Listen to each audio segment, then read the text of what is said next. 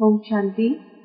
8/7/22 की वाणी है। मीठे बच्चे, व्यर्थ बातों में तुम्हें अपना अमूल्य समय बर्बाद नहीं करना है।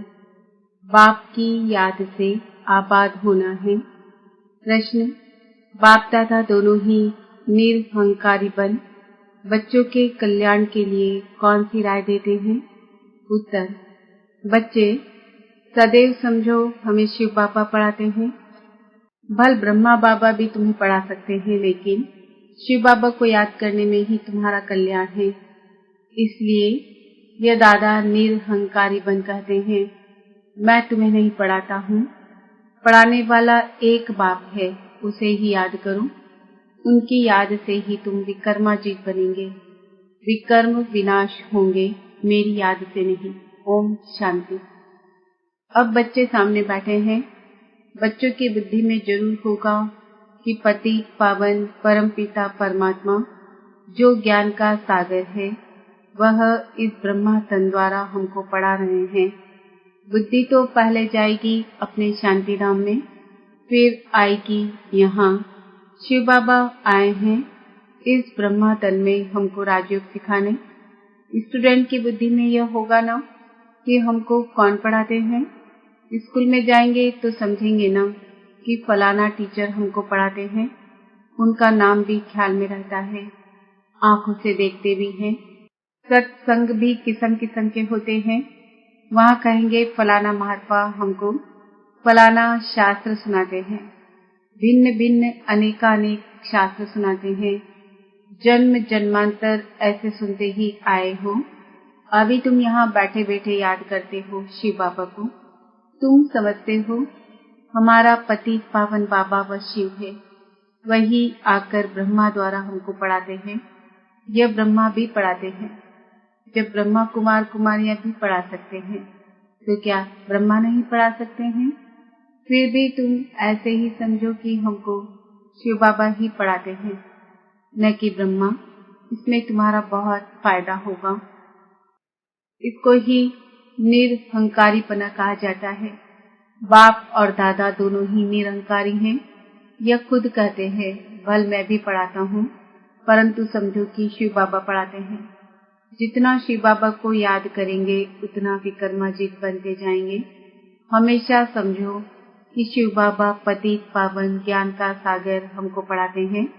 जितना हो सके शिव बाबा को भूलना नहीं है। वर्षा भी उनसे ही पाना है। शिव बाबा कहते हैं, निरंतर मुझे याद करो। ब्रह्मा की आत्मा को भी कहते हैं, तुमको मेरे पास आना है। उठते बैठते मेरे को याद करने का पुरुषार्थ करो। इसमें कमाई बहुत है, हेल्थ भी बहुत अच्छी मिलेगी। कभी भी टाइम वेस्ट नहीं करो। Hear no evil, talk no evil, see no evil.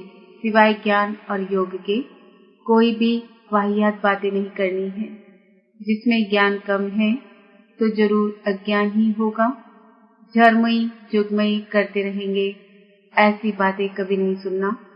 जब ऐसे देखो कि वह वाहियात बातें सुनाते हैं, तो समझो यह हमारा दुश्मन है। फालतू बातें सुनाकर टाइम वेस्ट करते हैं। बाप कहते हैं, ऐसी फालतू बातें नहीं सुनो। कोई की ग्लानि करेंगे, कोई के लिए कुछ बोलेंगे कहेंगे, ऐसी बातें कभी नहीं सुनना, न कभी सुनाना। जिसमें ज्ञान नहीं है वह ऐसी बातें सुनाकर और ही नुकसान करते रहेंगे। इसलिए बार बार समझाया जाता है कि सर्विस में तत्पर रहो। इन चित्रों पर जितना एक दो को समझाएंगे उतना धारणा भी होगी। यहाँ बैठ चित्र देखो, यह ख्याल करो, यह शिव बाबा है, यह दादा है। इन द्वारा हमको वर्षा मिलता है। फिर इस पति दुनिया का विनाश हो जाएगा। ऐसी ऐसी बातें करते अपने को भी बहला सकते हो, वह अच्छा होगा। झरमई चुगमई की तो पाप आत्मा बन जाएंगे। बाप कहते हैं, बच्चे पाप आत्मा नहीं बनना। दुनिया का समाचार फलानी ऐसी है, उसने यह किया, ऐसी बातें जो सुनते और सुनाते हैं, वह मुफ्त समय बर्बाद करते हैं। तुम तो बहुत आबाद हो रहे हो, विश्व के मालिक बन रहे हो। बरोबर भारत आबाद था, अब बर्बाद है। इन चित्रों पर भी जितना एक दो को समझाएंगे उतना धारणा भी होगी। यहाँ बैठ चित्र देखो, यह ख्याल करो, यह शिव बाबा है, ये दादा है। इन द्वारा हमको वर्षा मिलता है, फिर इस पतित दुनिया का विनाश हो जाएगा। ऐसी ऐसी बातें करते अपने को भी बहला सकते हो, वह अच्छा होगा। झरमई झुगमई की तो पाप आत्मा बन जाएंगे। बाप कहते हैं बच्चे पाप आत्मा नहीं बनना। दुनिया का समाचार फलानी ऐसी है, उसने यह किया, ऐसी बातें जो सुनते और सुनाते हैं वह मुफ्त समय बर्बाद करते हैं। तुम तो बहुत आबाद हो रहे हो, विश्व के मालिक बन रहे हो। बरोबर भारत आबाद था, अब बर्बाद है। बाप द्वारा आबाद हो रहे हो। बाप और सृष्टि चक्र को याद करना यह तो बड़ा ही सहज है। इस संगम युग का कोई को पता नहीं है। कलयुग में सब पतित है, सतयुग में सब पावन थे।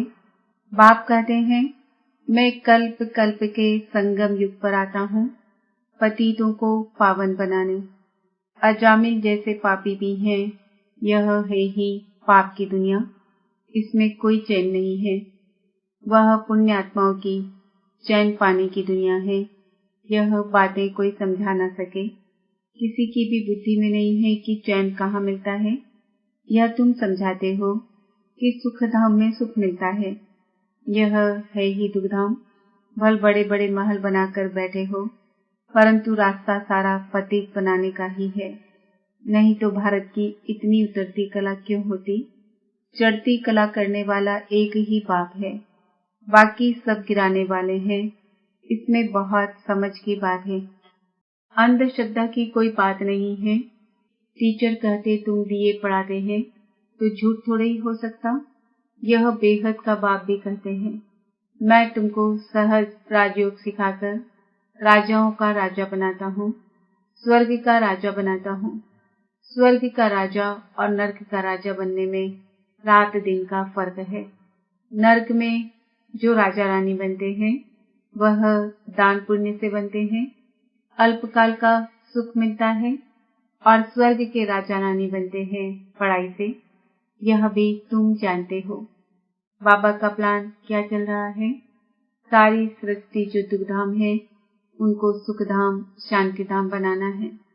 जानते हो भारत सुखधाम था, बाकी सब आत्माएं शांतिधाम में थी, अभी तो सब दुखधाम में है। फिर शांतिधाम सुखधाम में जाना है। जो राजयोग सीखते हैं वही सुखधाम में आएंगे, बाकी हिसाब किताब चुकती कर शांति धाम में चले जाएंगे।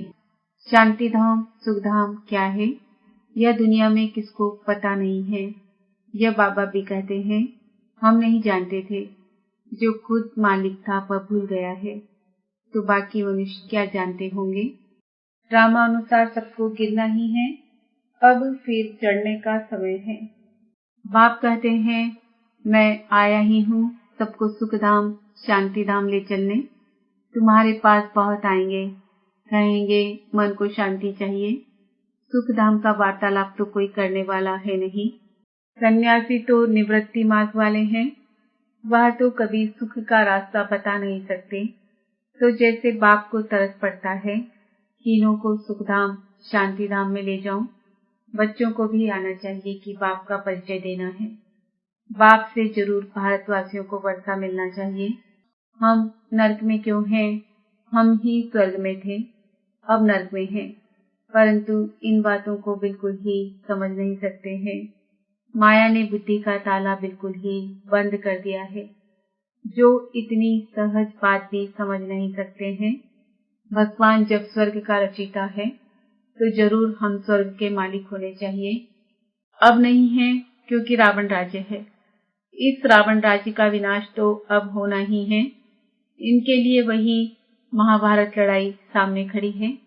बड़ा सहज है, परंतु जब किसकी बुद्धि में बैठे, बुद्धि में न बैठने के कारण आपस में झरमई झुगमई बहुत करते हैं, टाइम बर्बाद करते हैं। ऐसी बातें कानों से कभी नहीं सुनना। तुम अपनी पढ़ाई में तत्पर रहो, तब ही पद मिलेगा। पाठशाला में जो अच्छे स्टूडेंट होते हैं वह बहुत अच्छी रीति पढ़ाई पढ़ते हैं।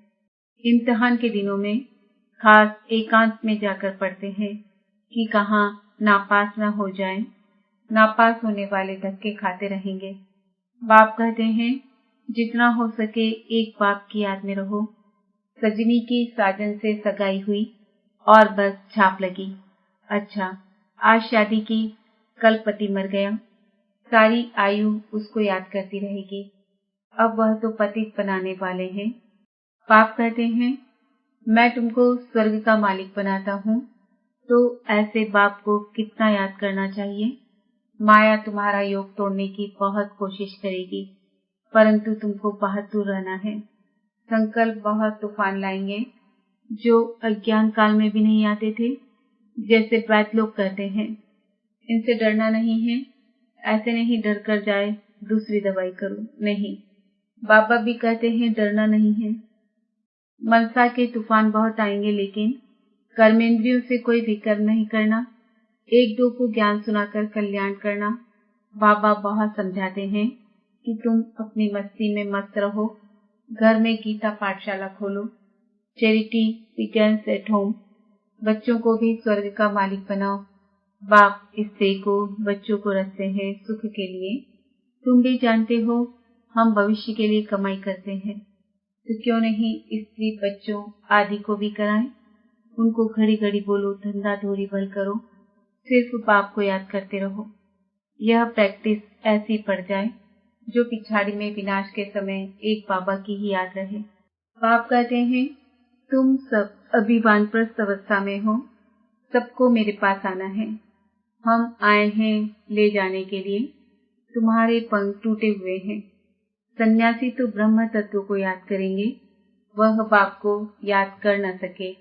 हाँ, जो देवता धर्म वाला होगा वह मानेगा और शिव बाबा को याद करने लग पड़ेगा। ब्राह्मण बनने बिगड़ देवता तो बन न सके। वर्णों की बाजोली है ना, शूद्र वर्ण के थे, अब ब्रह्मा द्वारा ब्राह्मण बन दादे का वर्षा पा रहे हैं। शूद्र से ब्राह्मण बने हैं, फिर हम नई दुनिया के मालिक बन जाएंगे। ब्राह्मण है सबसे ऊंच, ब्राह्मणों की चोटी है ना। हम बाजोली खेलते हैं, इसमें 84 जन्म का ज्ञान सेकंड में मिलता है। जैसे बाजोली खेलते खेलते तीर्थों पर जाते हैं, इतना महत्व रहता है, बड़ी भावना से जाते हैं। आजकल तो तीर्थों पर भी शराब आदि पीते हैं। आदत होती है तो छिपाकर जेब में बोतल ले जाते हैं। बाबा सब बातों का अनुभवी है। रथ भी बाबा ने पूरा अनुभवी लिया है। इनको भी बाप कहते हैं तुमने बहुत गुरु किए हैं, सत्संग किए हैं, परंतु अब वह सब भूल जाओ। अभी जो मैं सुनाता हूँ वह सुनो। भगवान ने अर्जुन को कहा रथ तो वास्तव में यह है, रथ में रथी है शिव बाबा। तुम सब अर्जुन हो गए, बाकी घोड़े गाड़ी की तो बात ही नहीं, न सेना की कोई बात है।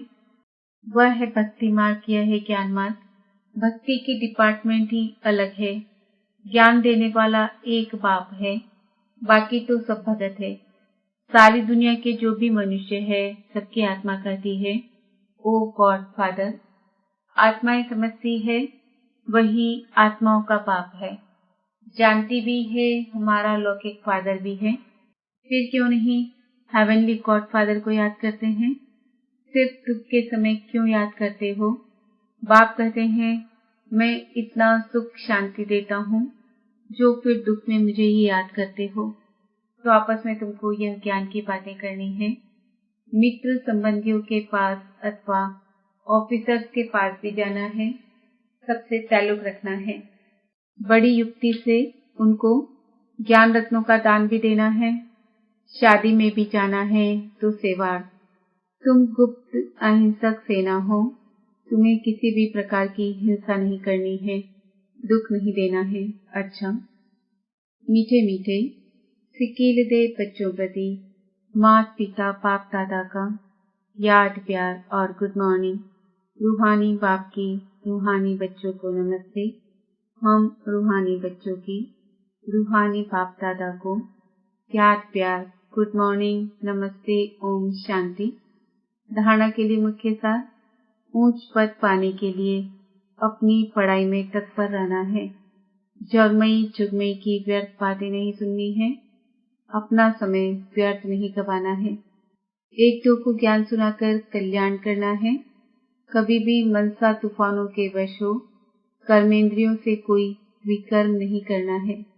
वरदान, सर्व शक्तियों रूपी बर्थराइट को हर समय कार्य में लगाने वाले मास्टर सर्वशक्तिमान भव। सर्व शक्तियां बाप का खजाना है और उस खजानों पर बच्चों का अधिकार है। अधिकार वाले को जैसे भी चलाओ वैसे वह चलेगा। ऐसे ही सर्व शक्तियां जब अधिकार में होगी तब नंबर 1 विजयी बन सकेंगे। तो चेक करो कि हर शक्ति समय पर काम में आती है। हर परिस्थिति में अधिकार से शक्ति को यूज करो। बहुत काल से शक्तियों रूपी रचना को कार्य में लगाने का अभ्यास हो तब कहेंगे मास्टर सर्वशक्तिमान। स्लोगन, कोई भी महान कार्य सभी के उमंग और उत्साह से ही संभव है। आज का समान है, मैं आत्मा मास्टर सर्वशक्तिमान हूँ। ओम शांति।